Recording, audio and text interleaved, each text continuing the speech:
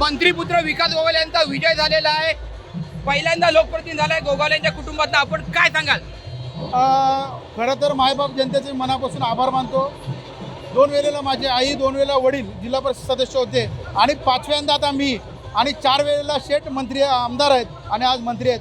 त्याबद्दल या संपूर्ण शिवसैनिकांचं ज्यांनी माझ्यावरती विश्वास दाखवला त्यांचं मी अत्यंत मनापासून आभार मानतो. आणि त्यांचा 5 वर्ष हा विकास गोगावले सेवेकरी म्हणून या ठिकाणी काम करेल अशा पद्धतीचा शब्द मी. तुमचं नाव चर्चेत आल्यापासून वेगळ्या प्रकारे विरोध केला गेला, तुम्हाला अडचणीत आणण्याचा प्रयत्न, त्यानंतर देखील सीट विन झालेली आहे.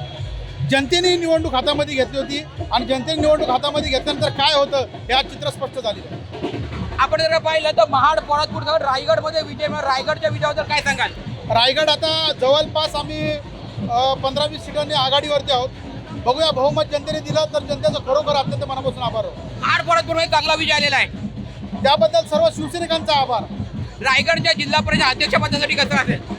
हे पक्षश्रेष्ठी आदरणीय शिंदेसाहेब, आदरणीय डॉक्टर श्रीकांत शिंदे असतील आणि आदरणीय भरतशेठ गोगावले ठरवतील ते आम्हाला निर्णय मान्य राहील. सचिन कदम, साम टीव्ही, रायगड.